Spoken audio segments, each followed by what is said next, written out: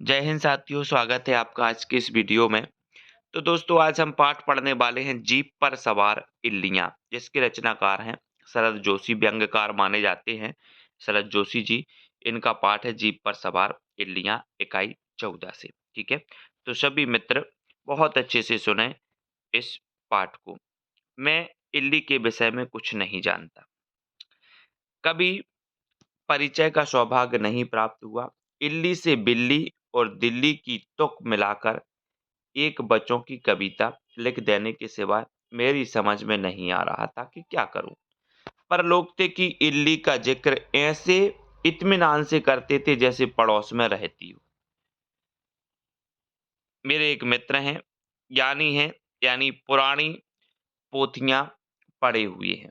मित्रों में एक आध मित्र बुद्धिमान भी होना चाहिए। इस नियम को मानकर मैं उनसे मित्रता बनाए हुए हूँ। एक बार विद्वता की झोंक में उन्होंने बताया था, एक नाम इला कह रहे थे कि अन्न की अधिष्ठात्री देवी है।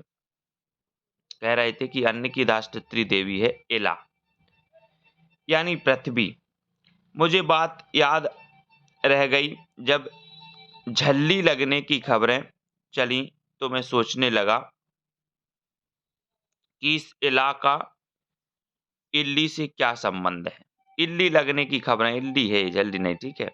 इल्ली लगने की खबरें चली तो सोचा कि भैया इला का इल्ली से क्या संबंध है। इला अन्न की अधिष्ठात्री देवी है और इल्ली अन्न की नष्टात्री देवी है। अन्न की नष्टात्री इला अधिष्ठात्री देवी है और इल्ली अन्न की नष्टात्री मतलब नष्ट करने वाली देवी है। धन्य है ये इल्लियां, इसी इला की पुत्रियां हैं। अपनी मम्मी मादाम इला की कमाई खाकर अखबारों में पब्लिसिटी लूट रही हैं। मम्मी मादाम इला की कमाई खाकर अखबारों में पब्लिसिटी लूट रही हैं। मैं अपनी इस इला इल्ली के ज्ञान से प्रभावित हो गया और सोचने लगा कि कोई विचार गोष्ठी हो तो मैं अपने बुद्धि का प्रदर्शन करूं, पर एक कृषि विभाग वाले अपनी गोष्ठी में हमें क्यों बुलाने लगे। इधर मैं अपनी ज्ञानी मित्र से इल्ली के विषय में अधिक जानने हेतु मिलने को उतावला होने लगा। मेरी पुत्री ने तभी इल्ली संबंधी अपने ज्ञान का परिचय देते हुए अपना प्राकृतिक विज्ञान भाग 4 देखकर कहा कि इल्ली से तितली बनती है। तितली जो फूलों पर मंडराती है, रस पीती है, उड़ जाती है। मेरे अंतर में एक कवि है जो काफी फूट होने के बाद सुप्त हो गया। तितली का नाम सुनते ही वह चौंक उठा और इल्ली के समर्थन में भाषण देने लगा कि यह तो बाग की शोभा है। मैंने कहा, अबे गोभी के बिग फूल, तैने कभी अखबार पढ़ा? ये झालियां चने के खेत खा रही हैं, इल्लियां चने के खेत खा रही हैं और अगले वर्ष भजी और बेसन के लड्डू महंगे होने की संभावना है। मूर्ख, चुप रह। कभी चुप क्यों रहने लगा? मैंने दोबारा बुलाने का आश्वासन दिया, तब माइक से हटा। जब अखबारों ने शोर मचाया तो नेताओं ने भी भाषण शुरू किए, या शायद नेताओं ने भाषण दिए तब अखबारों ने शोर मचाया। पता नहीं पहले क्या हुआ। खैर, सरकार जाएंगी, मंत्री जाएंगे, अफसर जागे। फाइल उदित हुए, बैठकें चहचहाई। नींद में सोए चपरासी कैंटीन की ओर चाय लेने चल पड़े। वक्तव्यों की झाड़ुएं सड़कों पर फिरने लगी।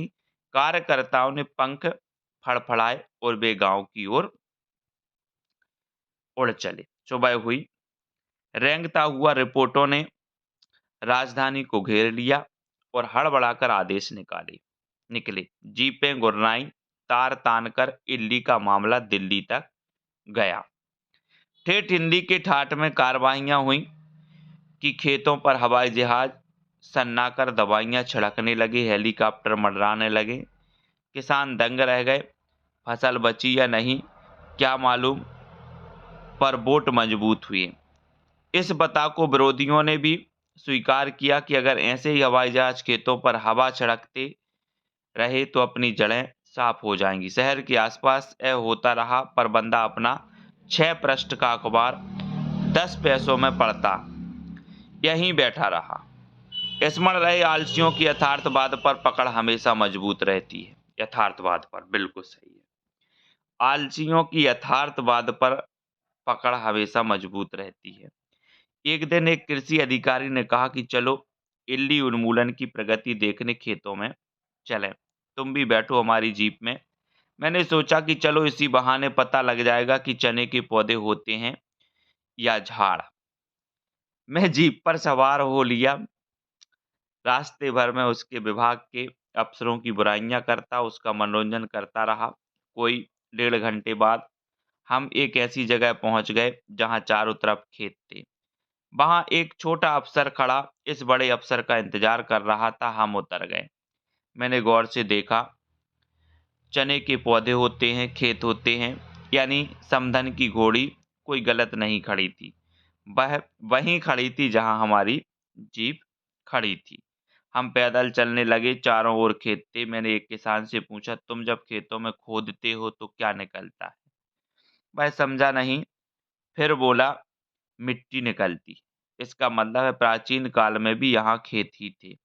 मैंने कहा, मेरी जरा इतिहास में रुचि है। खुदाई करने से इतिहास का पता लगता है। अगर खुदाई करने से नगर निकले तो समझना चाहिए कि वहाँ प्राचीन काल में नगर था। यदि सिर्फ मिट्टी निकले तो समझना चाहिए कि खेत नहीं थे।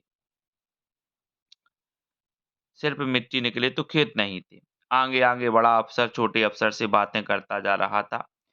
इस खेत में तो इल्लियां नहीं हैं। बड़े अफसर ने पूछा। जी नहीं, छोटा अफसर बोला। कुछ तो नजर आ रही हैं। जी हाँ, कुछ तो हैं। कुछ तो हमेशा रहती हैं, खास नुकसान नहीं करती। फिर भी खतरा है। खतरा तो है, कभी भी बढ़ सकती हैं। जी हाँ, बढ़ सकती हैं। फिर उसके बाद सुना, सारा खेत साफ कर देती हैं। बिल्कुल साफ कर देती हैं। इस खेत पर छिड़काव हो जाना चाहिए। जी हाँ, हो जाना चाहिए। तुम्हारा क्या ख़्याल है? जैसा आप फरमाएँ, छोटे अफ़सर ने नम्रता से कहा। फिर भी दोनों चुपचाप चलने लगे। जैसी पोजीशन हो, हमें बताना, मैं हुक्म कर दूँगा। मैं जैसी पोजीशन होगी आपके सामने पेश कर दूँगा। और सुनो, जी हुक्म, मुझे चना चाहे हरा बूट घर ले जाना है, जीप में रखवा दो। अभी रखवाता हूँ। छोटा अफ़सर किसान की तरफ लपका। ओए, क्या नाम है तेरा? किसान भागकर पास आया। छोटे अफ़सर ने उससे घुड़क कर कहा, अबे तेरे खेत में इल्ली है? नहीं है हुजूर। अबे थी ना, वो कहाँ गई? हुजूर पता नहीं कहाँ गई। अबे पता कहाँ गई? सब इल्ली। किसान हाथ जोड़कर कांपने लगा। उसे लगा इस अपराध में उसका खेत जब्त हो जाएगा। छोटे अफ़सर ने क्रोध से सारे खेत की ओर देखा और फिर बोला, अच्छा खैर, जरा हरा चना छांटकर साहब की जीप में रखवा दे। चल जरा जल्दी कर। किसान खेत से चने के पौधे उखाड़ने लगा। छोटा अफसर उसके सिर पर तना खड़ा था। इधर मैं और वह बड़ा अफसर चहलकदमी करते रहे। वह बोला कि मुझे खेतों में अच्छा लगता है। यहाँ सचमुच जीवन है, शांति है, सुख है। वह जाने क्या क्या बोलने लगा। उसने मुझे मैथिली शरण गुप्त की ग्राम ग्राम जीवनी पर लिखी कविता सुनाई, जो उसने कभी 8वीं कक्षा में रटी थी। कहने लगा, मेरे मन में जब यह कविता उठती है, मैं जीप पर सवार हो खेतों में चला आता हूँ। मैं बूट तोड़ने किसान की ओर देखता सोचने लगा, गुप्त जी को क्या पता था कि वे कविता लिखकर क्या नुकसान करवा देंगे। कुछ देर बाद हम लोग जीपों पर सवार हो आगे बढ़ गए। किसान ने हमें जाते देख राहत की सांस ली। जीप में काफी हरा चना ढेर पड़ा था। मैं खाने लगा, वे लोग भी खाने लगे। एकाएक मुझे लगा कि जीप पर 3 इल्लियां सवार हैं। कितनी इल्लियां हैं? 3 इल्लियां। नोट कर लेना इसको। जो खेतों की ओर चली जा रही हैं। 3 बड़ी-बड़ी इल्लियां, सिर्फ 3 ही नहीं, ऐसी हजारों इल्लियां हैं, लाखों इल्लियां हैं। ये सिर्फ चना ही नहीं खा रही हैं, सब कुछ खाती हैं और निशंक जीपों पर सवार चली जा रही हैं। तो जीप पर सवार इल्लियां, और 3 इल्लियां किसके लिए कहा है उन्होंने? अफ़सर जो बैठे थे 3, उन 3 इल्लियां। और कहा कि ऐसी कई इल्लियां हैं जो क्या है, सिर्फ खाती चली जाती हैं। और ऐसी हजारों इल्लियां हैं, लाखों इल्लियां, ये सिर्फ चना ही नहीं खा रही, सब कुछ खाती हैं और निशंक जीपों पर सवार होके चली जा रही हैं। तो यहाँ पर एक व्यंग्य किया गया है ना? और शरद जोशी की ये पाठ है जिसका नाम है जीप पर सवार इल्लियाँ, बहुत ही बढ़िया पाठ है, ठीक है? तो दोस्तों कैसा लगा ये पाठ, इससे संबंधित प्रश्न भी हम डालेंगे। सभी साथियों को धन्यवाद। जय हिंद।